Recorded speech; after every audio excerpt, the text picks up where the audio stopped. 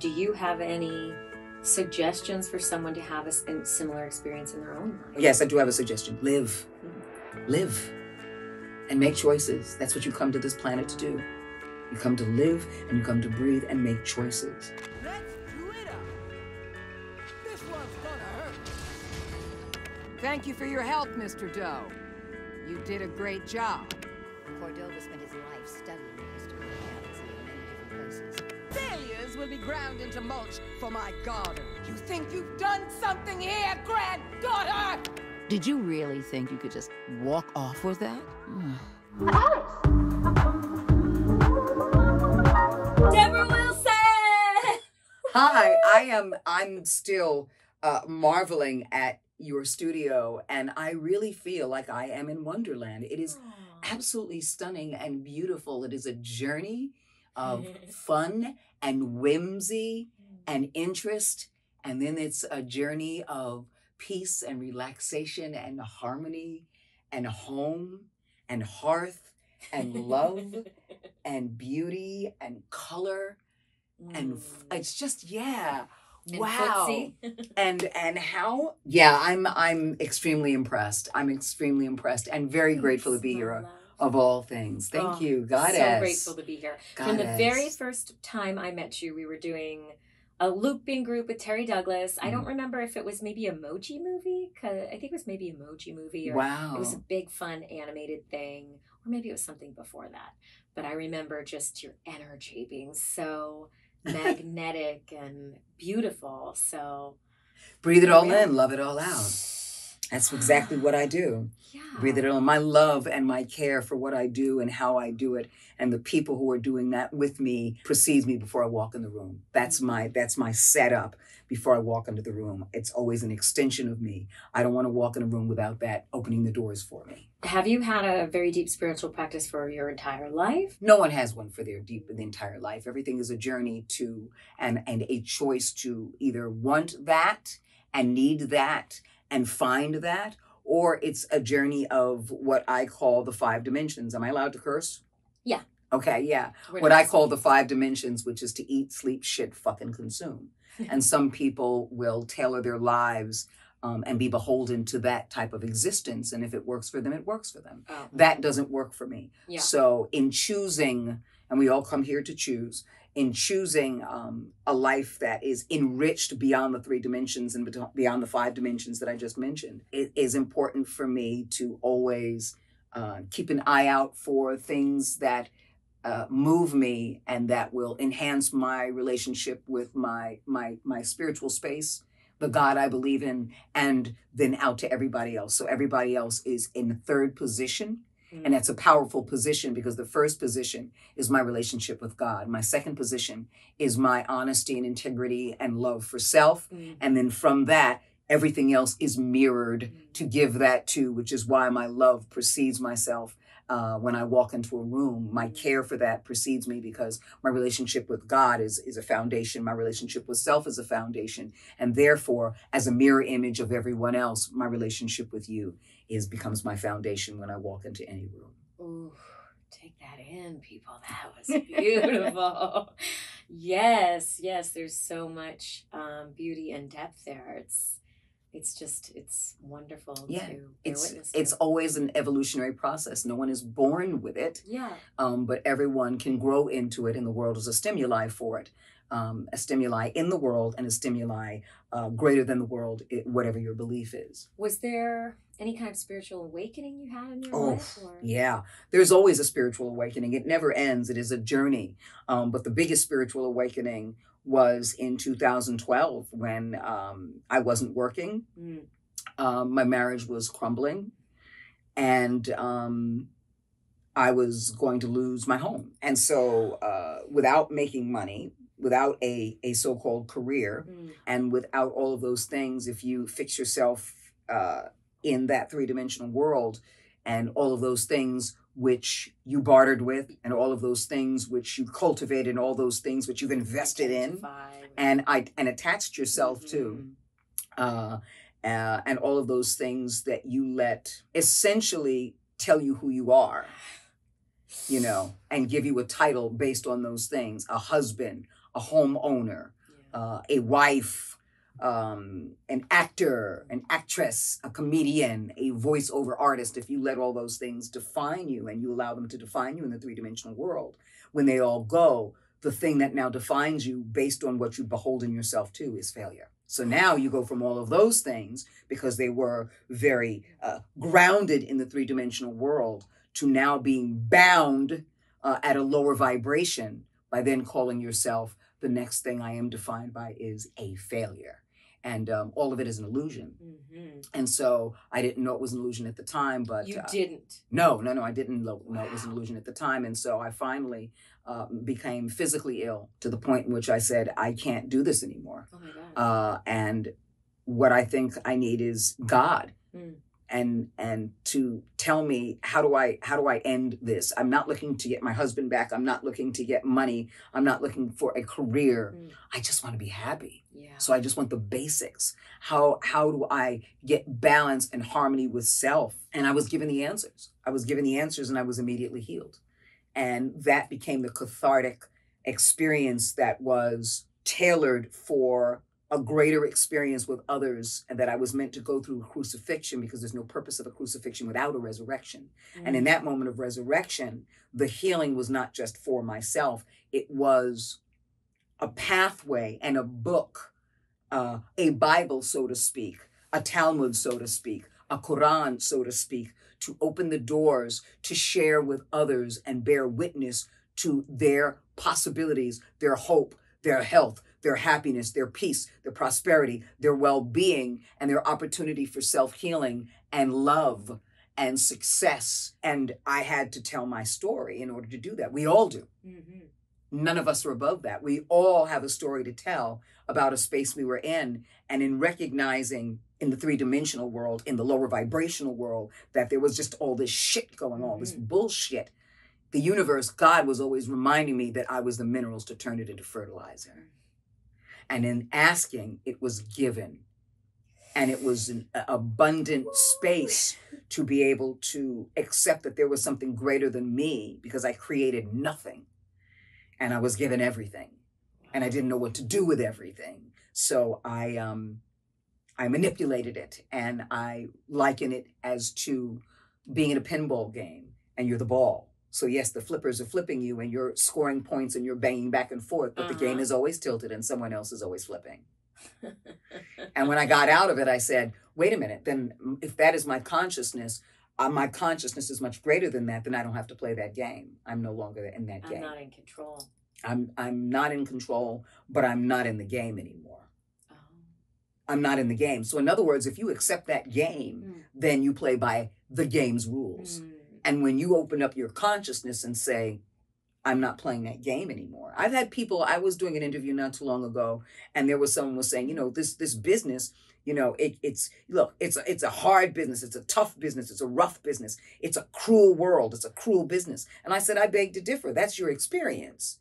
But it is not. I don't live in a cruel way. I'm not going to be that thing, because that weakens me and tells me that I need to be something else in order to navigate my way through that world. But I don't have people like that in my life, and I'm not in a business like that. And we're both in the entertainment industry. So what makes the difference? Your thought. So let me just tell you this, whatever you focus on increases. And if you choose to use your linear thinking in your brain to validate that, whatever you focus on increases. Whatever you validate increases. Whatever your intention is increases. Bottom line. So I didn't focus on that because I didn't have a need to, because I was in a whole different world. It's like that with me and animals. And I have quite a few tarantulas. I'm a tarantula keeper. See, you've had a number of interesting pets. Oh yeah. And so I've had boas, absolutely, but I have quite a number of tarantulas as a tarantula keeper, and I had these 4 blue Socotra Blue Island baboon tarantulas. Okay. They're called Monocentropas balfouri. Where are they from? They're from Socotra, the Socotra Islands. Okay. And so I had them, and they're very, very fast. They're old world species. Old world species will not flick their urticating hairs at you more than they will run fast. So they run very, very fast. And so I was trying to keep them all in their enclosure while trying to clean them out and change things in the enclosure. And they're moving, and so now they're moving. I'm like, oh, they're expensive. And they're one of the few species of tarantulas that can be communal. Most tarantulas cannot be communal. So I had 4 of them, and they'll feed each other, and they'll nestle in sometimes in one hide. They'll build hides where all the webs go round and round and round. They stick out like that, and it's just this round orb of web with one hole. Because this way, when something gets in, it gets stuck in the hole but can't get out. And so they're beautiful, but I was changing some things in the enclosure, and they're moving around. So now, as they're doing this, I'm doing something that I normally wouldn't do. Because I was like, I can't lose the water. I'm grabbing them like this. I'm picking them up like this. So their legs are doing this, but I'm holding them like this. I'm holding them like this. So I'm telling someone who raises and breeds and sells tarantulas as part of his exotic animal business. And he's wincing every time. And I'm like, but you have these things. Well, I don't get it. He goes, no, they have a very potent venom. And they bite very easily. They're highly aggressive. Tarantulas have venom. Oh, they all have venom. But this one is highly potent. We were just talking about tarantulas last night. And I said, well, I didn't know. Oh. And because I didn't know and didn't think, I was never, strangely and oddly enough, I was never bitten. Oh my God. So I picked them up like that. So, because they run so fast, so to try to scoop them up, they just scoop away and move and get out. And that's it. Can't find them again. And so I would pick them up like this, so as a cage, and then have hold their legs. But of course, their fangs are closer to my skin than ever before. But they never attempted to bite me because my intention was scoop you up gingerly. Yeah. To keep and a cage where and then put you down. Scoop you up gingerly, put you in my bottom of my hand, and let you calm down, and then let you sit in my hand. By that time, my hands were warm, they were moist, and they were fine. And I have pictures of them in my hand, and I would just let them scoot down. And, the more I had them, the more people were like, no, they have a potent venom. Never pick them up. You're not supposed to pick them up. But I didn't know better. My point is, it didn't matter that I didn't know better. I was never bitten, and I did it in a careful way. And I looked at the experience for what it was in that moment. And all was well, as opposed to the person who was doing that interview that I was doing with, who said, no, the business is this and this. It was this whole general thing, but not having an individualized experience that says it can be different. Because powerful. It can be different. It's indicative of how much we create our own reality. Oh, we think we do. We don't create our own reality. We think we do. We just simply come to a reality that already exists and make choices. So prior to 11 years ago, would you say your life was completely different before you had your... No, it wasn't as if I didn't believe. And it wasn't as if I wasn't a faith-based, but I'm not religious. I'm spiritual. So it was there, but I realized that a majority of it was, it's great because it serves me in this 3-dimensional world. It's great because it serves me in this 3-dimensional world. See, it had to serve me, but I wasn't serving myself and others as much. I was serving and I enjoyed it, but the concept and the idea of being of service is asking and needing nothing in return. That's the true nature of service. Asking and needing nothing in return, except for the service itself. And so for me, I was so busy navigating my so-called career and navigating being a wife that all of my attention, or majority of my attention, was in my low self-esteem and in that space that I held as low self-esteem that I never really reconciled with and never really healed. How do I make sure I keep these things? How do I make sure I invest in these things? So most of my energy and flow went back to the material world, material husband. How do I keep him happy? And how do I take care of this? Let me come up with ways to keep him happy. Let me come up with ways to be a better wife, to be all of these things, without ever giving the thought to the larger picture is, why do you feel like you need to? Because you're unworthy. You tell yourself. The illusion is, I am unworthy. And I'm going to tie it to the other things that have happened where the equation was unworthy. Now, fast forward to the equation that if I can't keep a husband, if I can't keep a home, if I can't keep a career, all of that unworthiness. The equation is failure and unworthy. And so that's why 2012 was my greatest epiphany. And it has been, since then, exponentially abundant on every level in my life. That's beautiful. And needing nothing in return, except to be of that service. So the more I get, the more I can release, because it doesn't have the same meaning for me anymore. In fact, when I left my place, I had a 2-bedroom, 2-bathroom, 2-floor, 3-floor, 2-bedroom, 2-bathroom, 3-floor townhouse that was over 2,000 square feet. Wow. And when I opened the doors, I gave everything away. I was like, take it, because I know what this represents. Let me fill this place. Look what I can fill this place with. I'm on TV. Let me fill this place. And so I realized it had no meaning for me. So the material world became less and less meaningful for me. And being able to storytell and voiceover was the flip side of the same coin as the storytelling in my own life, and completely taking that breath to share that truth, that reality, that joy, that empowerment, that learning, that catharsis. And we put that into our voiceover work all the time. And so it's never about my voice. It's always about the journey of the storytelling. And the more I found that to be true in the work that came upon me, the more people who were the game developers started recognizing the nature of who I was and started bringing me in, because they knew the most important thing was the journey I was taking in telling their story, not coming in to be a voiceover actor. Wow.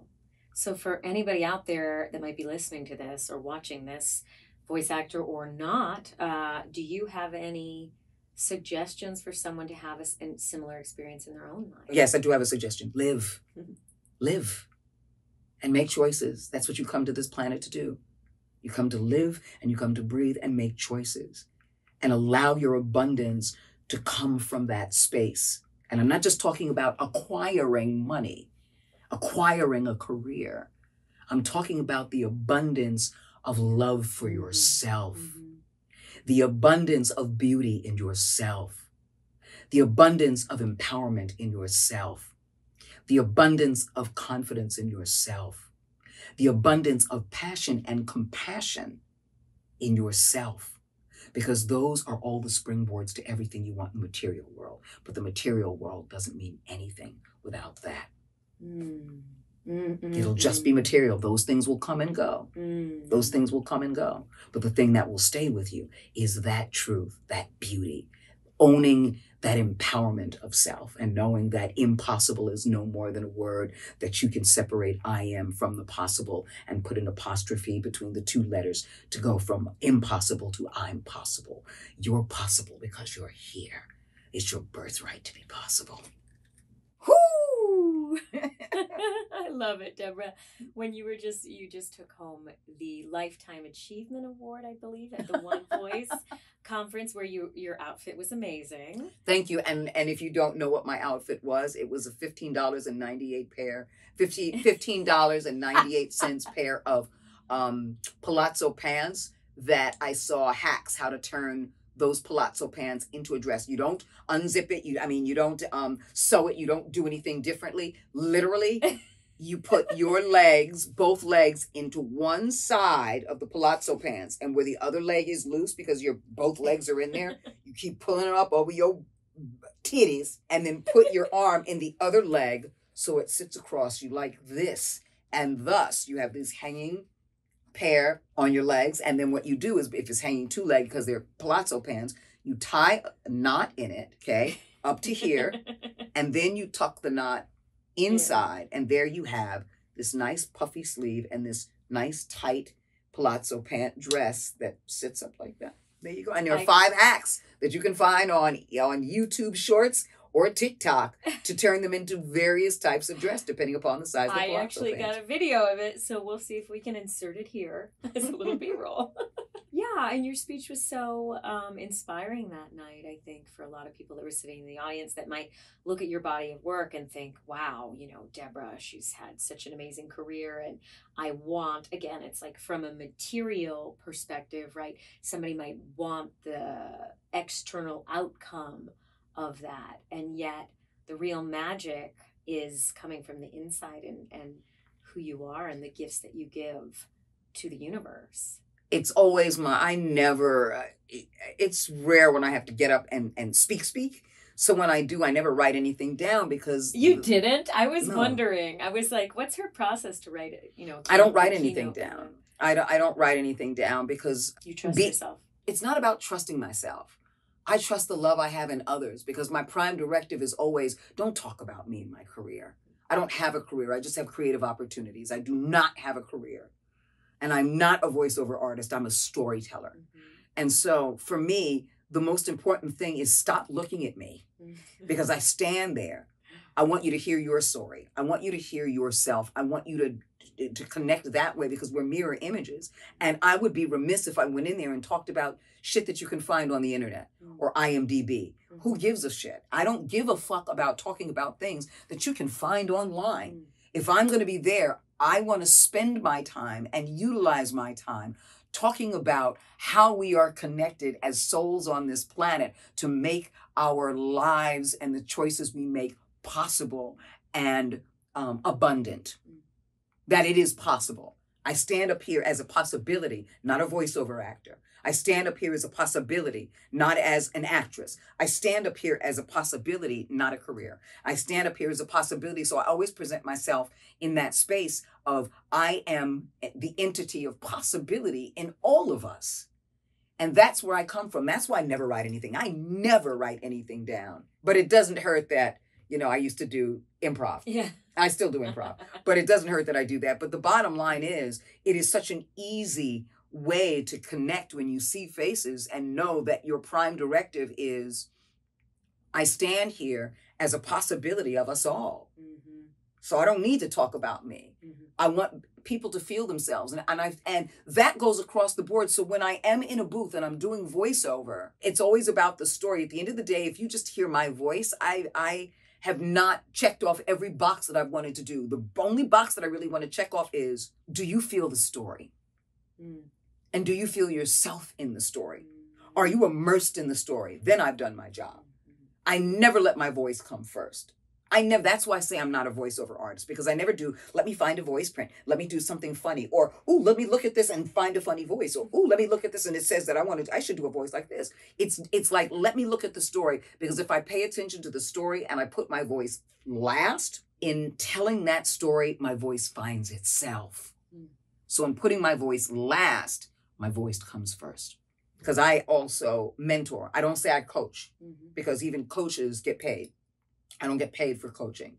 So I don't call it coaching. I say I mentor.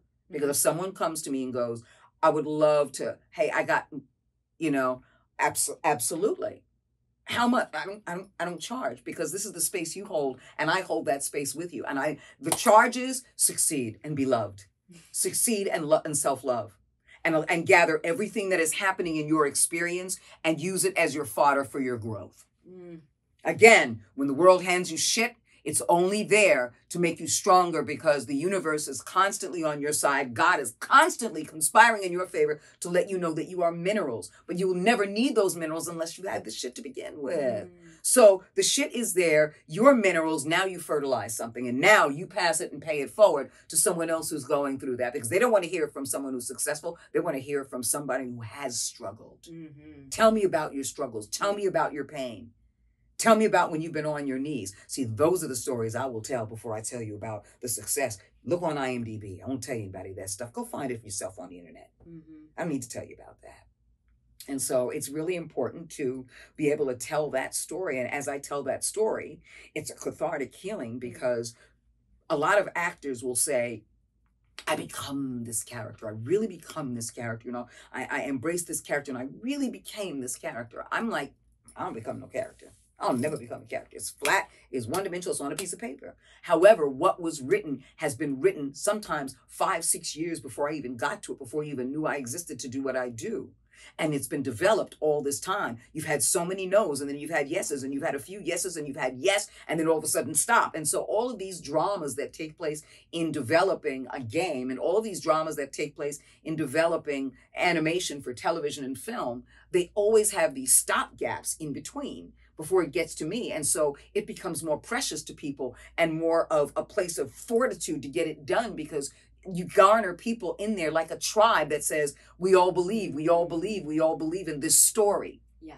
We all believe in this story. Mm-hmm. And so as you believe in that story and they believe in that story, the story is, as you notice, the foundation that it's being carried on, not my voice. And so when I know that I can help tell that story, I never become the character. It's flat, it's one-dimensional, but every emotion that's been written, every feeling, every thought that's been written, I have had, we have all had as human beings. And so more than anything else, it's my responsibility as a storyteller to cut myself open and tell the story with every honest emotion, with every experience that I've had. So at the end of the day, when you hear it, you feel yourself in it.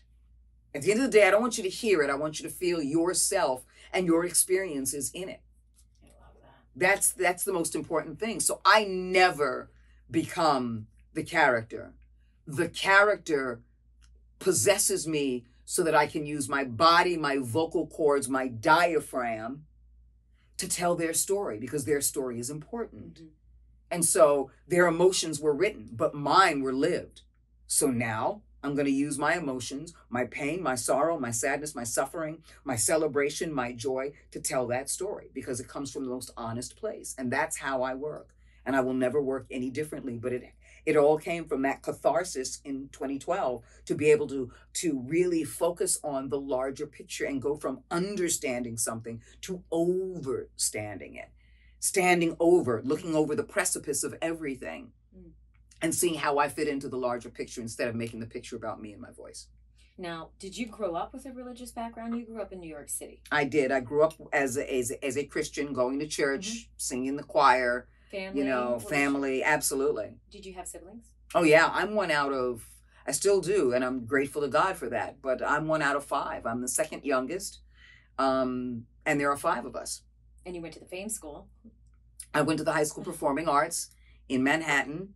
And 2 of my sisters, my 2 sisters, because I have 2 sisters and 2 brothers, my 2 sisters actually went to the High School of Music and Art, which is the same school. But what it was there was an annex. So there was the High School of Music and Art, and there was the High School of Performing Arts.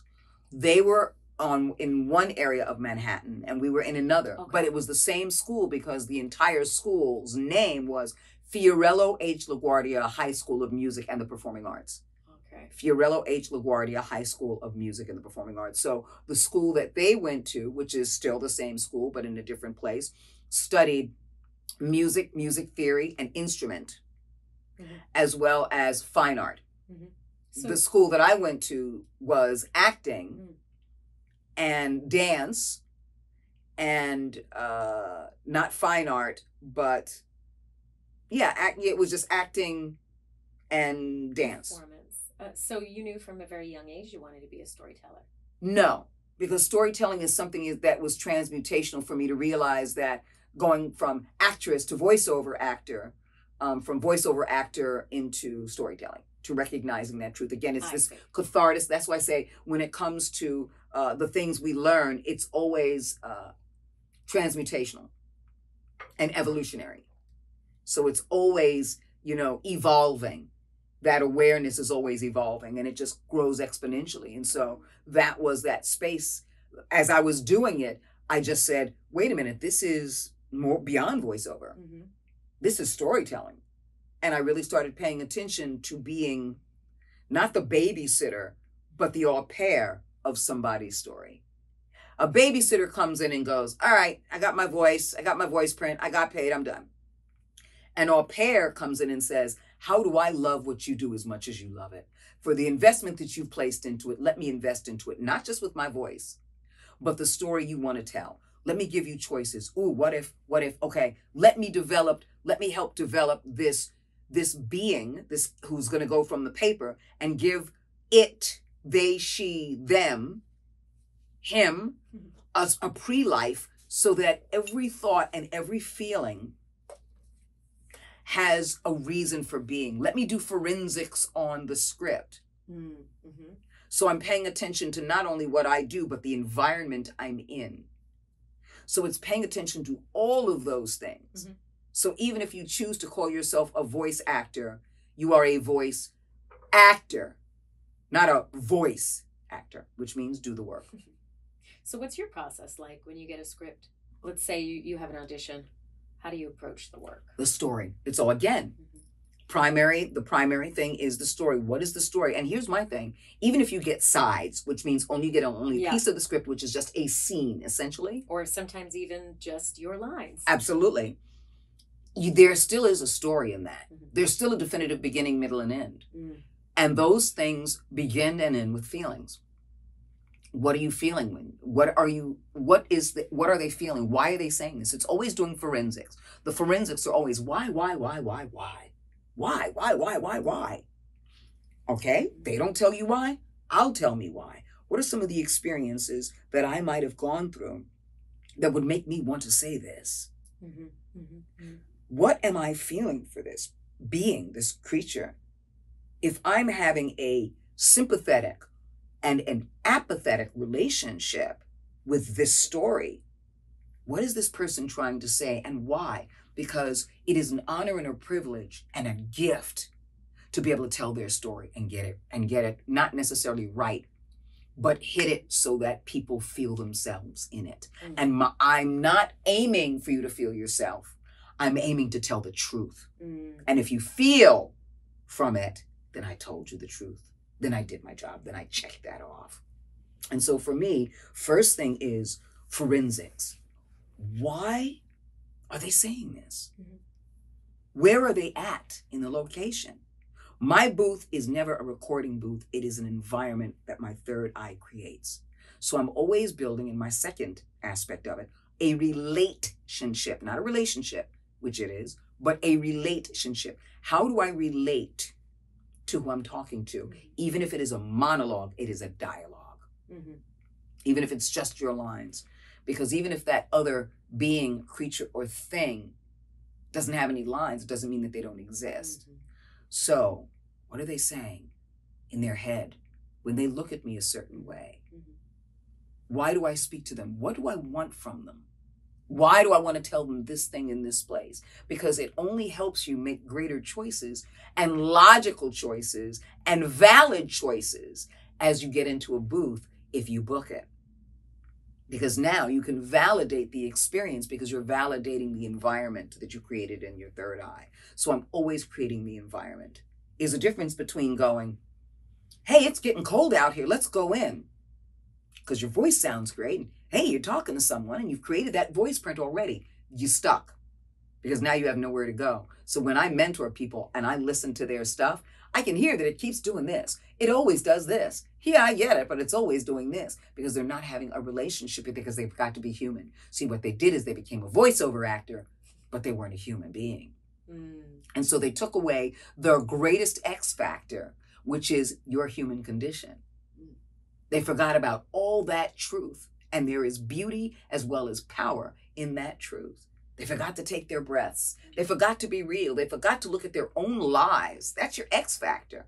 Because now I can mimic you. You gave up yourself. So I have nothing that says, I can't do that. I can't tell that story that way. I can tell the story that way because all you used was your voice. So now let me mimic your voice. You have nothing else behind it. Sure as shit I can mimic that.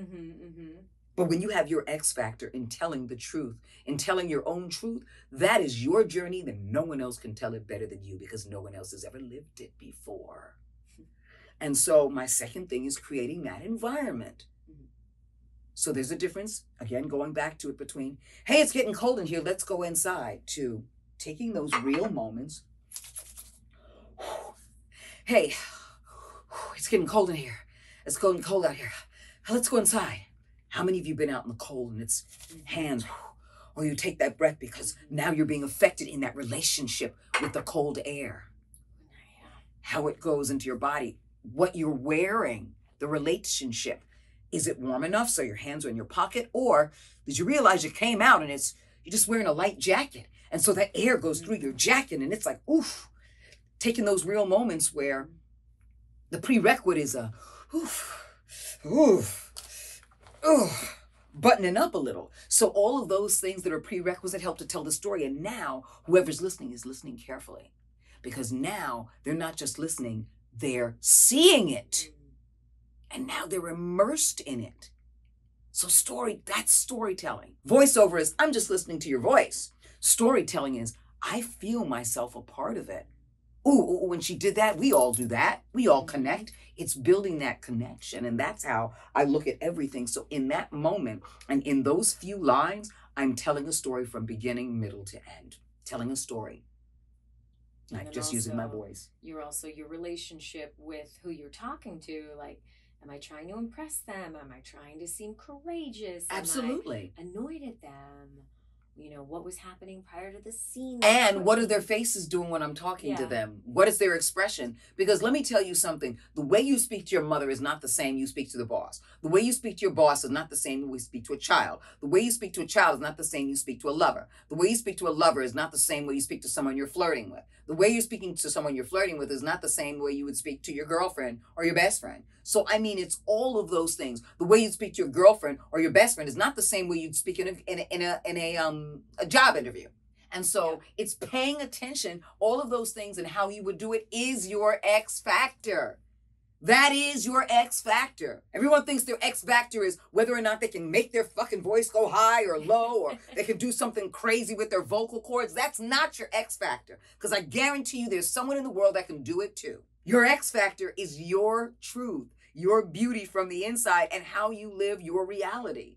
And that's what you bring to the table, because that is the intimate thing that no one can mimic. We all get sad, but no one can get sad the way you get sad. Your sad is different than my sad. We all can have rage, but your rage is different than my rage. We all laugh, but your laugh is different from my laugh. And that is your X factor. Don't give it up, people. If you do, you become as wooden as anyone else can be. And so don't give that up, because you'll be able to use that. And the same way, it's pay attention to a breath. I took that breath because I was thinking. So I pay attention to that and go, ooh, stick that in my pocket for later. Mm-hmm. And then when you really pay attention to the human condition and others as well as yourself, then you get to the next level. The next level is, I'm going to pull that out of my pocket and I'm going to edit it and put that there. I'm going to put that there. Then you can do in your mind editing on the fly. The way I go, whew, yeah, I'm going to do it right now. Whew, I'm going to add that in there. Yeah, I didn't feel it. You don't have to feel it because you felt it before, so you know it's yours. And so now editing is in your mind is, I'm just going to put that there and put that there and put that there and there, as opposed to, I need to feel it in this very moment. You can if you want to, or if not, you can go, ooh, I know these things about, ooh, I just breathed right there. Okay, I'm going to use that for later. So when someone is going, hey, what do you think? Ooh, I think that's great. I'm going to use that. Right. I can save it for later, baby. Put it in your pocket, save it for later. So then you can go, all right, I'm going to use that there and use that there and use that there. When I listen back, okay, I'm going to use that there and use that there. As opposed to, it didn't work. I wasn't organic when I went, ooh, scroll it out. Now you've already used your X factor. So now you can use your X factor in any way you choose. Cut it up, edit it, use it the way you want. So now, even if I'm not thinking about it or someone excites me in that moment and says, hey, do you want to go here? I'm just going to pull it out of my pocket and go, oh, yes, I would love to. Oh, yeah. Oh, yeah. Oh, I love that idea. As opposed to, I love that idea. I love that idea. You know? And so how much improv do you put into your auditions and your work? I mean, because I will only use improv if I have allowed this being, this one-dimensional being, to possess me so much that in telling the story and knowing their life and allowing them to live through me, it works for my experience. It works for the experience I'm in. Mm-hmm.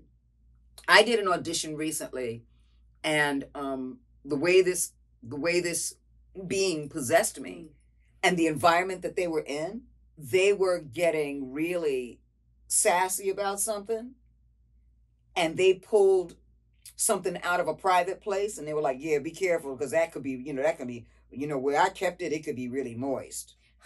And so I said, yeah, don't be looking at me that way. And that person looked at me a certain way, or I believe that they looked at, because I said moist, and I pulled it out from a very private place. And they looked at me like, and I'm like, don't be looking at me that way. Look, I'm getting old. My stalactites drip. because she didn't care. It was one of those things like, I'm just going to tell you the truth. So what I did is I tagged and segued from a truth into a truth. And I played with it. Yep. Look at me. Here. I'd be careful because that came from a place that was moist. Don't look at me that way. I'm getting old. My stalactites drip. Good luck with that one. You're going to need a wet nap before you're done. You see? It's just looking and having these realities in these moments. And because you did that, now imagine envisioning someone taking it and putting it down their top. And there you go. There comes that thing. And so as long as you legitimize it, don't do it to show off. Don't do it because you think it's funny. Do it because you legitimized this being coming in and possessing you, and you legitimized the experience. You legitimized who you're talking to. You legitimized how they're responding to you. You legitimized how they're reacting to you. You legitimized the entire experience, and so you have at it. And at the same time that you legitimize it, let's be real, it makes you look good that you know what you're doing. That you can stand apart if you envision that everybody else is just doing the lines and you added something really funky to it. But don't do it just to do it. Because it's bullshit. But create that space that allows it so that other people go, I get it. Okay. And the environment, those who wrote the story, because you know why? Those who wrote the story, those who've been living with that story, know when it's bullshit. They know when it's bullshit. Because they've been hearing this story, they've been hearing the voices that they wanted in their head for so long that you don't want to take away the legitimacy of that, because that's how you not get hired. I see you have many beautiful tattoos and artwork. I am covered in tattoos. Yeah, when did you get your first tattoo? Oh my God, I got my first tattoo 38 years ago. 38 years ago. This is my father, Aby. And this is my mother, Dorothy. Oh, at first I thought it said Allie. I was like, did you get that from me? Wow. I will, but it would just be a heart. It would just be a symbol of love or a symbol of light. Are your parents still with us? My parents have passed on. I'm sorry. My parents have passed on. Thank you, goddess. Don't be sorry. Everybody has, we're all going to shuffle off this mortal coil. It's not about when we go. It's what do we leave behind? Yeah. I always challenge people. I always say, when you shuffle off this mortal coil, ask yourself 3 questions. If you had a memorial service, who would show up? How many would show up? And what would they say about you? That's the way I live my life now. I'll come to your memorial. You better, because I'm going to be aquamated. There'll be nothing left. What's aquamated? Aquamated is the opposite of cremation. Cremation is to burn. Okay. Aquamation is raising a pH level so high that it dissolves a body and everything, so that you're just left with fine powder. And so I know of animals that have been aquamated, and I've made jewelry, and I make jewelry, and so I've made jewelry with their ashes, so that people can keep some of their ashes with them. Sure. And it's like a fine powder. And so I want to be aquamated because it doesn't hurt the environment. Yeah. Yeah, I want to be aquamated. Recycled a little bit. Not necessarily recycled. Because you can't really recycle those ashes because it's like fine powder. It's like sand. But I want them sprinkled in a particular place, and maybe a couple necklaces. No, you're not carrying me around on your neck. When I'm gone, I'm gone. And yeah, so I'm not having any funeral. I'm not holding a memorial service. If someone else goes, when I'm gone, I'm gone. So I'm not. And there's no fanfare for me. Okay. Because you know what? Any fanfare? No. Because I'm already, any fanfare will be now. Yeah. Any fanfare will be while I'm alive, while I can support. Any fanfare will be because I'm compassionate. Any fanfare will be me volunteering. Any fanfare will be me, working with a nonprofit. That's my fanfare. And while I'm here, I don't want to wait till I'm dead for people to go, no, none of that. So when I'm gone, you won't even know about it. Do you think your powder will just be multicolored from all your tattoos? No, unfortunately it won't. Now, if I could donate my skin to the Body Worlds exhibit, which you can no longer do at this point, you can no longer do, because I'm What, like, they reach capacity? No, there have been some legal issues. Oh. So with them, and when I found out about it, and not only that, but with them, and beyond that, even if there weren't, there were so many people that wanted to donate their bodies to the Body World exhibit to be seen posthumously, that it became like, we got too many. Yeah. But if skinning me can, and because my entire body is covered in tattoos, my entire body, breasts, underarms, my stalactites in my back cave, and everywhere in between, my cracks, my crevices, my creases. And so because I'm so covered with tattoos, it's like to preserve them would be cool, but I don't see how unless somebody's gonna cut me open, stretch me out, and then you see an image of me, which is a little bizarre for me. And trust me, I'm an out there person, but I think that would be a little too much. So I'd rather be aquamated and just have people go, okay, she's gone and there's no remnants of her in this world. So, but the thing that keeps me alive is your love and your thought. And that's why I say when I go. And years of television. All of those things that you may or may not see. But if I've touched you in some way, the thought of you keeps me alive. So I don't need anything else in the material world. You're not dead until the last person who thinks of you is gone. Amen. Yes. Thank you. Beautiful. So what was your first tattoo? It was a tiny rose that I got almost 38 years ago. Okay. On my forearm, on my upper arm. And it was like just... it was like... Still there? Oh yeah, it's still there. And so she started the whole thing. And it's interesting because I'd always been thinking about it, but it came from a conservative, middle-class Black family, and we don't do things like that. Okay.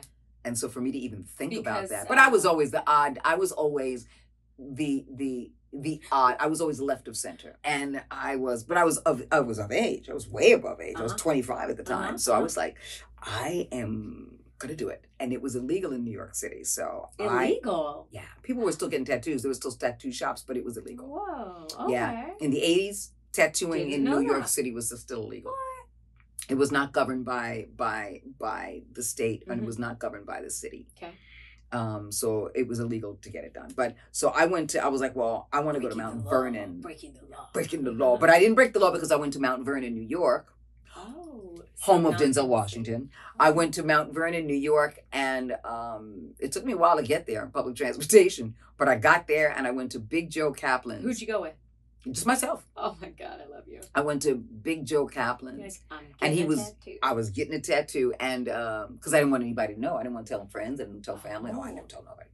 And so I was like, how baseball trading cards, people love this artist or this artist or this, this baseball, this football card, I love these. And the stats, I was like that with tattoo magazines. And so when I knew about Joe Kaplan, I was like, he's the closest guy that I've heard of, that I know of, that I'm a fan of his work and seeing his stuff and his history, reading his history and stuff, that I want to go to Joe Kaplan. Went to Joe Kaplan, he was finishing up somebody, and I just walked into his shop like this. It was like a museum of Flash. Flash is all this old artwork from tattooists, and you can get and they have numbers Flash on magazine? No, Flash is the tattoo work. So someone goes, all right, I'm going to draw a picture and I'm going to put that on your arm. Yeah. That's Flash. Got it. So the pictures. The pictures, right. Now imagine thousands of pictures from tattoo artists that were Flash. The Flashes, okay, each one has a number now. I want a number 5 and put it there and change the colors. I want a number 6, put that there and so that's Flash. So you're getting the artwork, the original artwork of very famous tattoo artists. And it's their style, it's their image. They created the drawing. Okay. It's called Flash. So I was looking at all this Flash and I was like, oh, I just want this simple rose, because it was like, nah, it's my first time. I got it done, and no one had come into the shop because it was during the middle of the day, early in the afternoon, because I knew I had a long journey back. So he says, you'll be, when I was done, he was like, because I didn't know what the pain would be. And it hurt, but it was no big deal. But the joy, the adrenaline of I'm getting my first tattoo. Whoa. And he said, you'll be back in 2 weeks.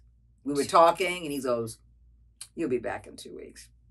Because I was like, I found you, and I knew about this, and you did this and this and this, and you did this and this and this, and I'm at your shop and getting it done. He said, all right, see you in 2 weeks. What do you mean? You'll be back in 2 weeks. He goes, I've been doing this for 40 years. I've been in this business for a very, very long time, and I've tattooed so many people, rock stars and everything else, and everyone in between.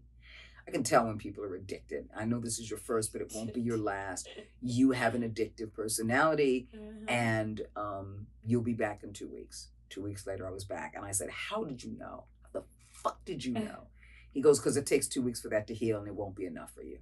Once it's done, he said, your rose was so small, it wouldn't take more than 2 weeks to heal if you were going to. And I knew you when you were looking at me with these big eyes when I was telling you how don't do this or do this or do this. And you were like, you know, your eyes were like, okay, I'm going to take care of this. You know, that kind of, that puppy dog. Like, okay, yeah.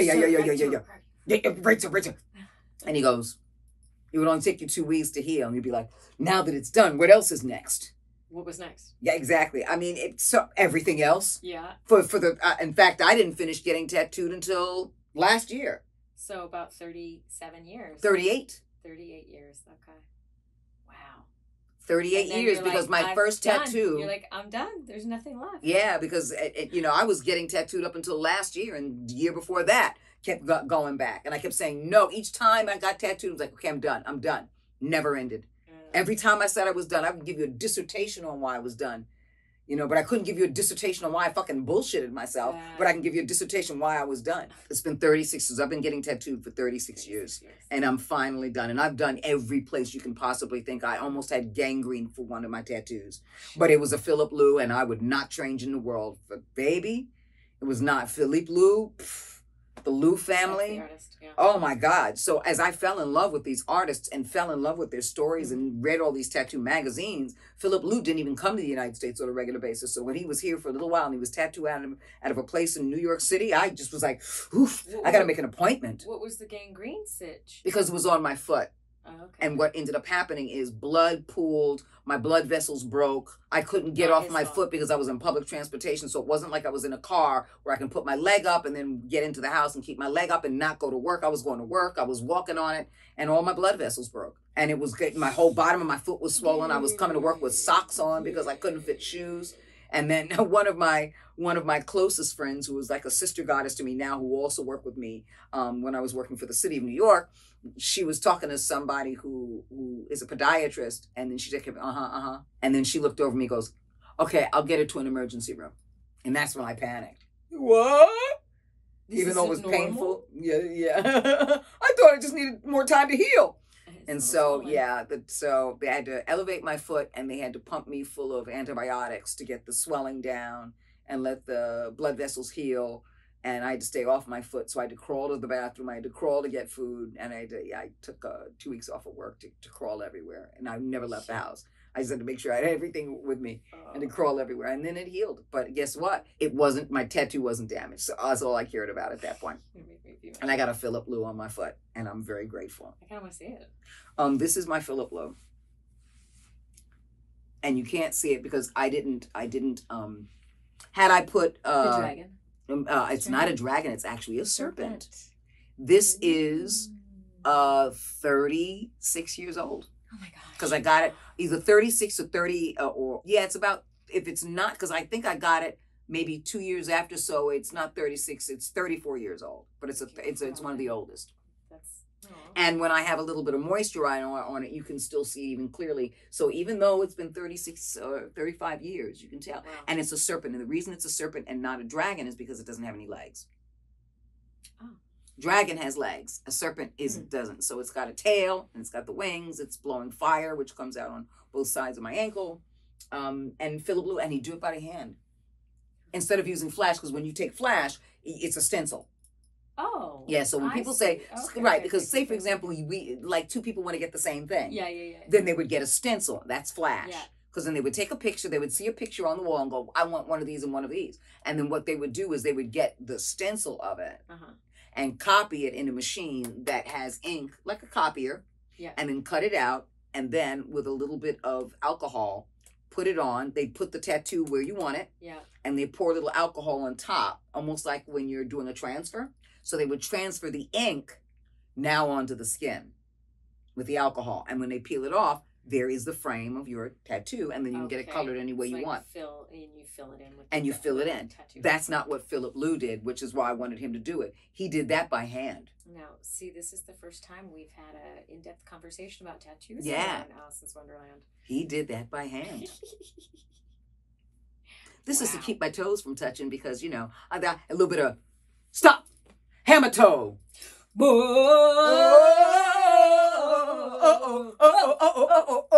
Hammer toe. Don't touch this. Wow.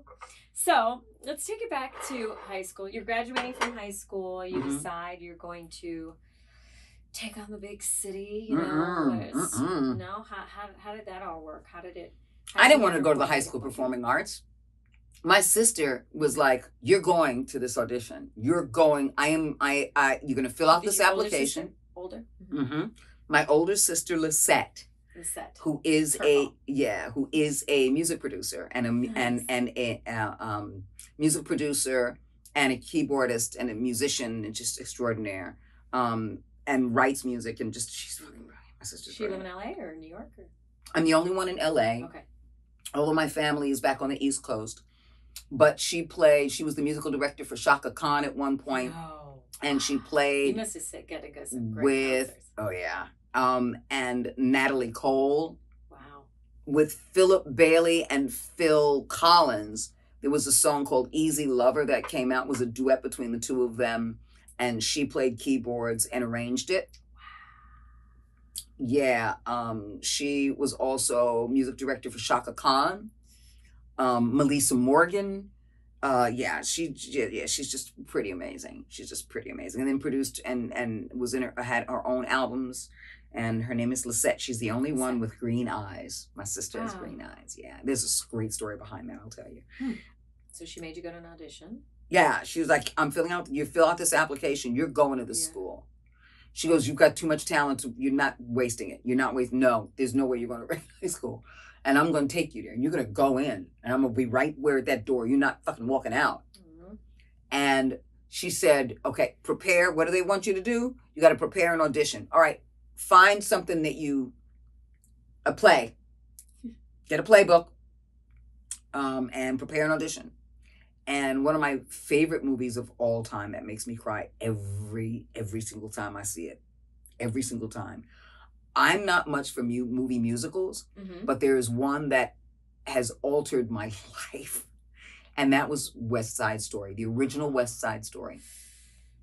Yeah. The original with Natalie Wood and Richard Beymer. And I can go on and on and on. And Russ Tamblyn.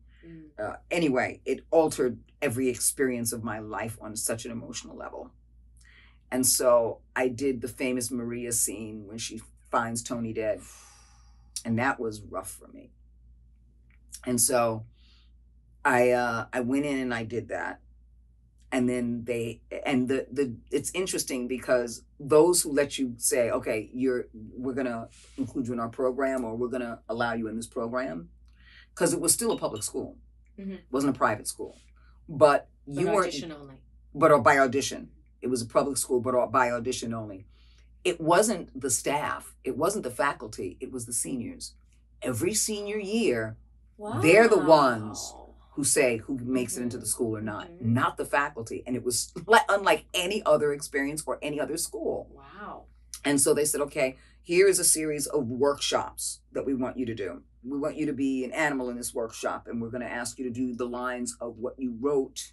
I mean, not what you wrote, of the play as this. And we're going to put you in a series of improv exercises, and we're going to put you da-da-da.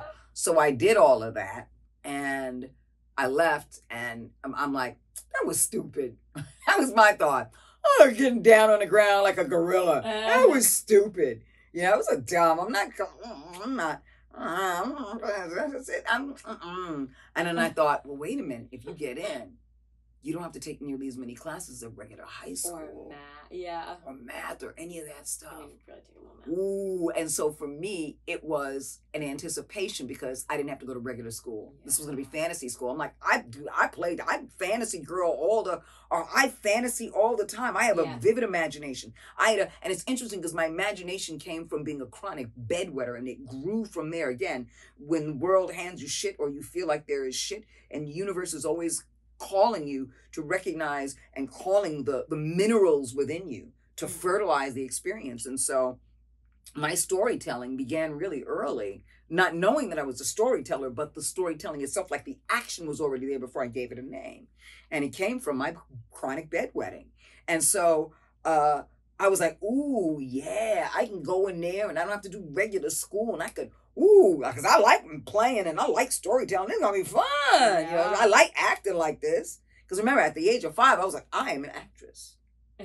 Oh, really? Yes, I am an actress. I thought it was going to be dramatic. So I was like, oh, this is the school to do this in. This is going to be fun. But I didn't really take it seriously. So I did my classes and courses, and whatever academics that I had, I was a student.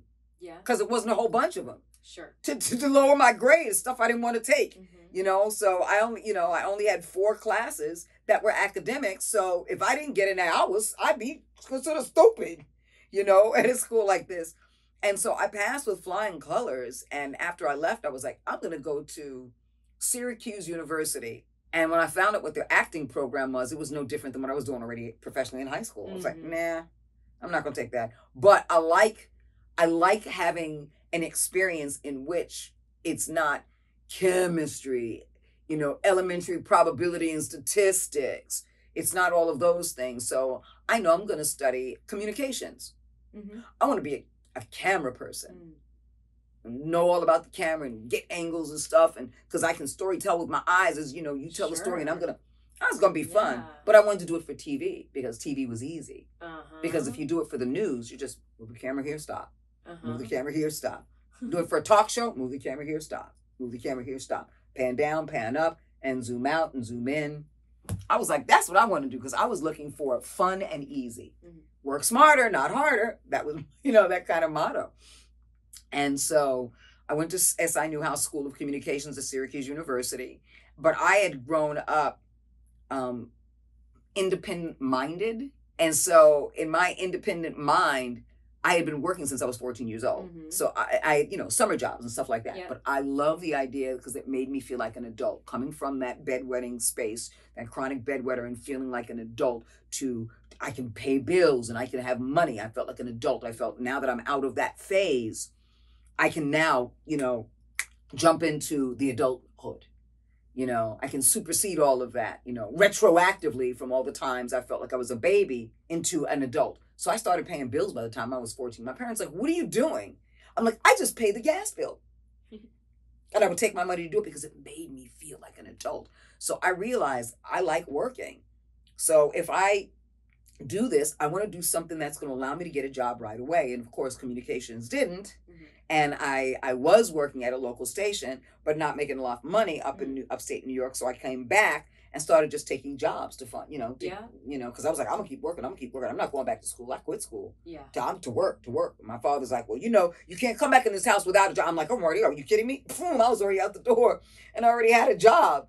And then I was working for City of New York Parks and Recreation. My father came from Parks and Recreation, but he also taught. My father worked 2 jobs, full-time, both, for 28 years. Oh my gosh. 2 full-time jobs for 28 years. My father was a master. And so I admired that. And I just wanted to be able to go like, I can support myself. You supported 5 children and they all, you know, had every opportunity they can possibly have. My father, every 7 years, got a brand new car. We were never without our, you know, recreational stuff, our summer our artistic stuff. I was like, no, I'm getting me a job. And so I always stayed in a job. And even when I realized that the communications there was like, I get it. Yeah. And then I started not doing classes in order to go out and work and volunteer. I was like, I can't maintain all of that. So I'm going to come back out. That kind of a thing. And so I came back to New York and started working any job I can get. And then using my silliness in all those jobs to have fun. One of them got me fired. The other one was like, we like you, keep on. So the City of New York and Parks and Recreation, when I came back, there was an opening. My father made sure I got in. You know, he's like, I work for City. I'll get you in. Yeah. You got to keep yourself in, but I'll get you in. And I worked and I worked and I worked. I did everything from preschool programming. Oh, that's right. You're a preschool teacher. I was a preschool teacher. I ran after school programs. It was out of All Saints Church, but All it still Saints was Church. City of New York, Got Parks it, and got it, got it. Recreation. So it had nothing to do with the church other than us renting their basement. Okay. But I did preschool programs. So I ran a preschool, and then I did after school programs. And then during the summers, I was an assistant camp counselor till I became a counselor, till I became the camp director. Mm-hmm. And so I did programs for differently abled children and all these seasonal programs for different holidays. And I was like, this is great, because I said I'm using my imagination and the city is paying for it. I did a series with Joan Rivers, and I validated my job with the city of New York by saying, I'm going into senior citizens and I'm going to write up a program where we take them on trips into Manhattan to see a live taping of a show. Okay. But if I do that, I have to be the one to escort them. So the van system was in place. They came. I was Joan Rivers' co-host as well as her sidekick. So I was already there. Oh, wow. And that's how I validated my job with City of New York. After a while, it didn't work. But, you know, as I started moving into the entertainment field, I still had my city job, and I was validating it whatever, however I could. Yeah. You know? You need that Mhm. safety career when you're building. Absolutely. You're working on Absolutely. And it's something I love, because I believe the entertainment industry was part-time and city was full-time. That was where my mind was. Yeah. It's like, this is When did part-time, that because switch? everything happened and left and happened and left. 6 months here and left, 6 months here and left when it came to entertainment. Everything I did was like, I did it, yay, but it didn't interfere with anything. I did sketch and improv live on weekends in Manhattan, and it didn't, at the Village Gate, and it didn't interfere with anything. Yay, I had my city job. So my city job wasn't I fall back on it. My city job was my main thing. Yeah. And all this stuff in the entertainment industry didn't mean much to me, because it was just fun. And that's why I think it was easier to propel myself into it, because a lot of people go like, I'm working hard to get there and I need to get there. For me, I fell forward into it because it didn't mean as much to me. I had no stake in it other than the fun. So when did that change? When did entertainment become full-time? Entertainment came full-time when I auditioned for Mad TV while I still had a city job. So you still had the city job until that. Mm-hmm. You were the first cast member? I was the first original cast member. In New York, while I still had a city job, I did a major feature film. I was a spokesperson twice, once for Amana Refrigerators, Okay. for that company, and for Burger King as a spokesperson on camera and radio. And I was doing sketch and improv on the weekends and off Broadway. So for me, I did all of those things before Mad TV. Mad TV was my third series. I did a series in New York called Uptown Comedy Club, which was sketch. Okay. Late night, syndicated. That was my first. It was sketch and improv, late night. Syndicated. So, and I had already done a pilot called the Apollo Comedy Hour, which was sketch. So, that was my breakthrough into Mad TV, but I was already working. Same casting or? Different. People, but they could see that on your resume, and I'm sure. Yeah. In the audition, you could already deliver. Because again, everything didn't last. So my mindset was not keep this going. My mindset was, this ain't going to keep going, have fun. So how long did you try to keep the city job while you were shooting Mad TV? Or were you like, okay, obviously. I kept it during the pilot. Yeah. Because I used all of my time, all of my sick leave for that month to come and shoot the pilot. The only time my heart sank when I went, I really don't know if I want to do this, was before I left LA to come back to New York. I was told the pilot was picked up, it's going to series. Wow. And I went, no. Because that meant a life change without the opportunity or the belief that I had control, which meant the illusion was I had control to begin with, and there was no control. It was just opportunities, and I went, okay, I'm going to make choices. That's why it's not control, it's choices. And all those choices brought me like, here it is, and now it's gone. All right, next choice. Here it is, and now it's gone. So I wanted this to be the same thing, because again, city was my career. City was my truth. City wasn't like fallback on. The city was the real deal. And this was just play world. I make money with my play world. I have fun with my play world. But, and I can bring it back home to my family, my community, my neighborhood, where I live, where I grew up, where I was born and raised. So now when this is getting picked up, it means moving and leaving all of that behind with no city job and nothing to fall on. And so I knew they nearly sued me because it was like, nope, I'm not going. you had to sign everything at the pilot In advance. in advance. So my manager was like, "Oh, they're gonna sue us both." Okay, well, I don't want to get you in trouble. I'll go. And I had a battle with myself for the first 4 years. Wow. In LA and on the show. I came out, I did my thing. I was good because once I was there, it was the same as once that sketch is done, once that intro is done, once the ending is done, once the interstitials are done, because those reminded me, were reminiscent of you do it and you leave. You do it and you're done. You do it and you're done. But now you have to do it and be done for one season. Okay, and here's another season. Oh, guess what? We got picked up again. So it was that. And I didn't find my footing in LA, and I didn't find my footing for myself at the time. And I didn't find my footing with the show until season 4. Wow. And was it just time, or was there anything specific that shifted? A big shift. I still felt I was undeserving, but the big shift was stop caring. And I don't mean caring as in being neglectful. Stop caring as in stop making this space, this emotional space, this toxic space. Fuck all of that. You're giving stuff, be of the service industry. Fuck it, I got it. Fuck it, I got it. I'll do it. I'll do it. I'll do it. I'll have fun. I'll have fun it. So I stopped thinking, because I never jockeyed for position because I believed I wasn't worthy of it on the show. But it was a matter of, am I worthy of this? Am I worthy of this? And I said, stop that. Fuck that. Don't give a fuck about anything. Just go and do it. Just go and do it. Stop putting all of this stuff in your head. Let that go. Fuck you. Fuck you. I'm done with you. What you want? Because if I focus on service, it makes everything go quickly. And at the same time, the feel good from it is, I gave you what you wanted.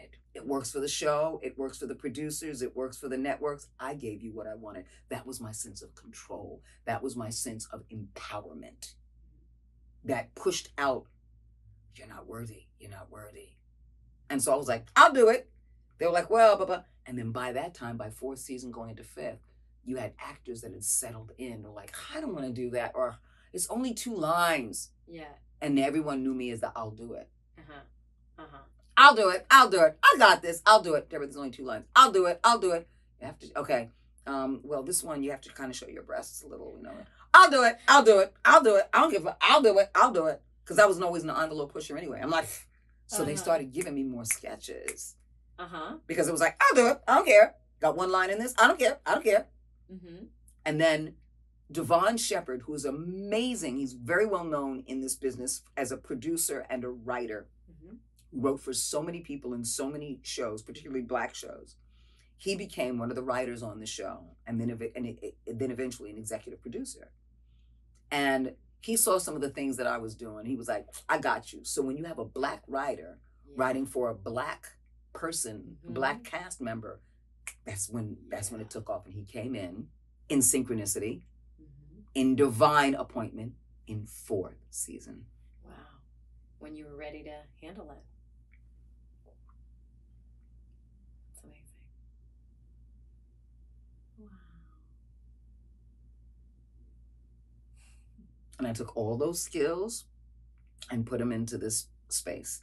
But I never forget that the skills came from that fear. And so it's almost like when you separate the cream from the milk, or when you separate the seeds from the juice. You know, you separate, this doesn't work in this, and you take that juice and you go, this is pure. Okay. This is energy. This is a supplement to the path that I'm on. And so that's what I did. I separated myself from the bullshit and the illusions in my own mind, and just took the joy and the truth and the beauty, and I got rid of all the bullshit. And even when the bullshit flares up, because again, it's an evolutionary process, I'm so used to it flaring up that it's like, yeah, I hear you. But I'm going to save you. You're worthy to me, and I'm going to reconcile myself with you, because someone else is going to go through bullshit and need to hear that story. So if I can help somebody else with it, you're worth it. So I'm going to put you in a cupboard. And so if someone else says, you know, my child is bedwetter, pull the bedwetting out of the pocket. My low self-esteem, I'm unworthy, pull that out, put it in the pocket, and have this amazing conversation with people. Have an open dialogue, because sometimes people need more than the story of your success. Most times they're looking for something when they ask questions about themselves. And it's my responsibility as I choose it Mm-hmm. to want to know more about the space that they're holding when they ask a question, so I can give them something that reminds them that they are loved by me, and that they are loved because there is love surrounding them. And now let the love of myself and let the love of others around you guide you towards your self-love. Wow. Oh, Debra, you've given us so many good wisdoms. I mean, I can't believe it's already that we're going to how quickly time is flying. Because that's because there's no such thing as time. That's why. You haven't experienced, there's just experiences. Except for on YouTube. There's, yeah. Okay, good one. Yes. But that's why time flies. People say time flies when you're having fun, right? Because you're not paying attention to time. There's no such thing as time. As a construct, you pay attention to it here. But it's interesting how when you're having the experience, you're breathing in that experience, and then you pay attention to how long you've been breathing in the experience. And that's why there's a concept of time and the idea of time. Mm-hmm. Because when you're having an experience, it's just an experience that you completely immerse yourself in. And I'm grateful to have, I love you. If I haven't told you that yet, and I don't think I have, I love you. And thank you for trusting me that I have something to bring to the table in this moment, and creating a safe haven for everyone who comes on to tell their story and to have their jokes and their fun, and creating this beautiful environment to feel comfortable and safe and warm and loved, and enjoy them and see an expression of themselves in this creativity, in this art, in this, it's like I'm a hobbit.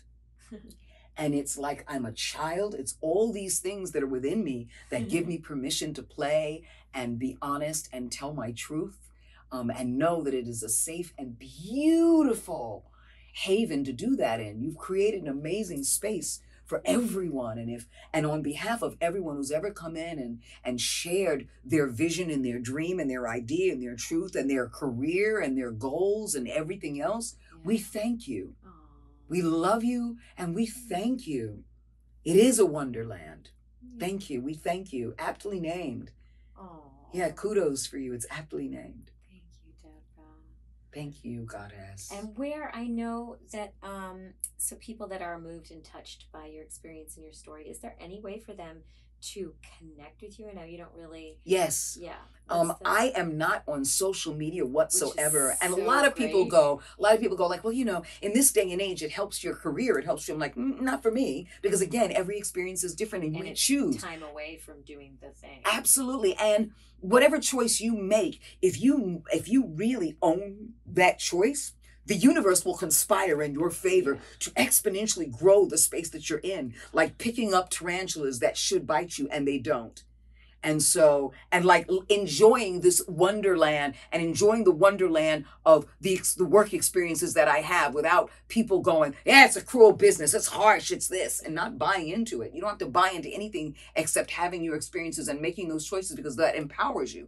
And so for me, I don't need social media, but I love connecting to people. Yeah. So the only thing that I do that I was convinced to be a part of by a voiceover actor, John Kassir, who was the original voice of the Crypt Keeper on Tales from the Crypt. Oh, wow. He said, you're going to love it. It's fun, Debra, because I know your personality. You love to connect to people. So he never sold it as in, hey, you're going to do all these cameos for people. And, you're going to do all the, the greetings and the wedding and the birthdays and stuff like that. He never sold it to me that way, because he knows me well enough. And he sold it as in, you get a chance to connect to people on that level. So I'm on Cameo. You don't even have to, and I'll tell you this, you don't have to buy a Cameo.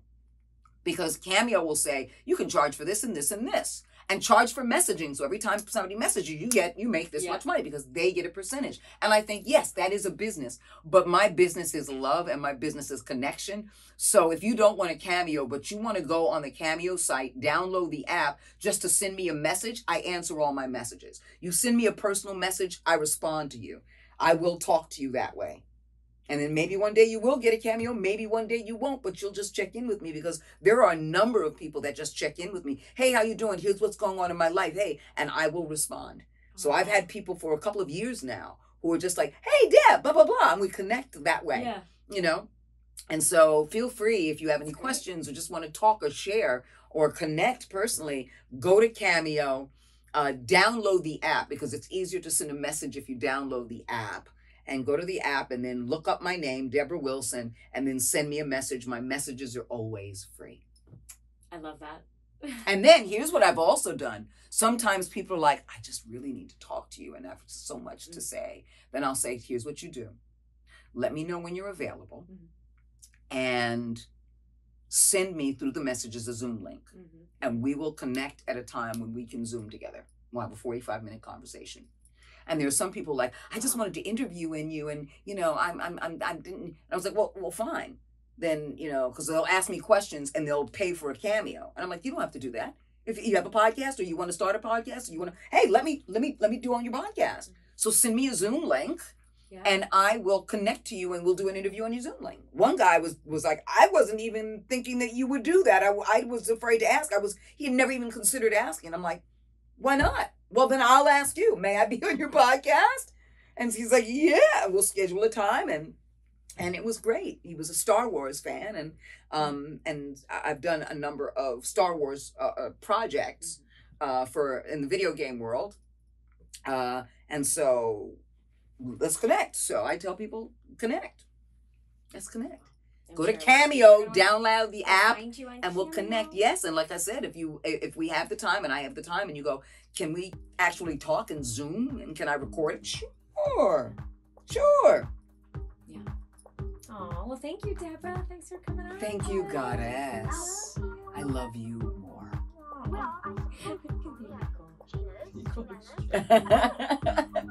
Guys, thank you so much for watching Alicyn's Wonderland. If you like the show, be sure to subscribe. You should subscribe, like, honestly. It's literally just clicking a button. It takes 2 seconds. Anyways, we'll see you next time. Okay, so have a great day. Bye-bye. Bye-bye.